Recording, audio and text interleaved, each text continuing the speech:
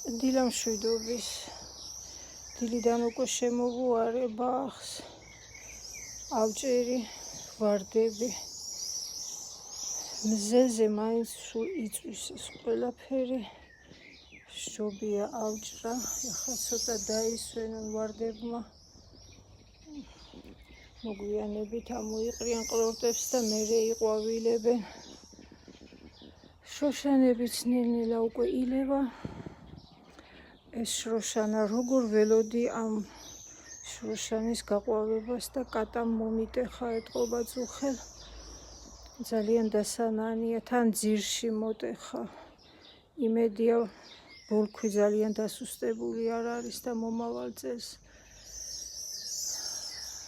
იყვავილებს კარგად, კარგ ყვავილს გაიკეთებს. შროშანები რომელიც ძალიან გადმოწოლილი იყო, მოვჭერი უკვე. თითო ყვავილი გადარჩა ზედ. კადრში მოხდა. უნდა გავაკეთო ალუბლის ლიქიორი. გუშინ დავკრიფე. ხმზე გამოვა და მზეზე დავდგო.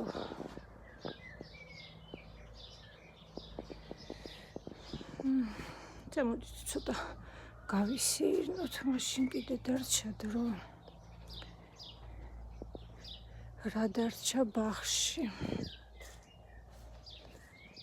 უცბად შემოვირბინოთ.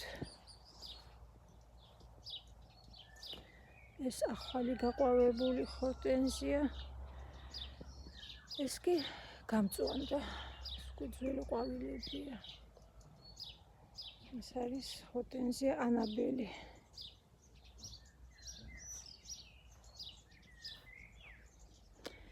გუშინ ვწამლიდი ვარდებს. სამხელა ყლორტი გაიკეთა ამ ვარდმა.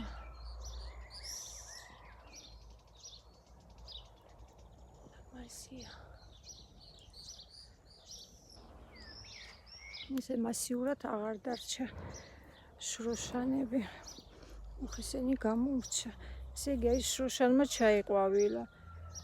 ეს უნდა მოიჭრას თავი, აი ამ ადგილას აუცილებლად, თორემ აქ დაიწყებს გაკეთებას თესლის, ტყუილად დახარჯავს ენერგიას, ისე მთელი ეს ენერგია წავიდეს დაბლა ბოლქვში. ბოლქვი გაძლიერდეს. ასე აჯობებს, ამიტომ შროშანებმა რომელმაც ჩაიყვავილეს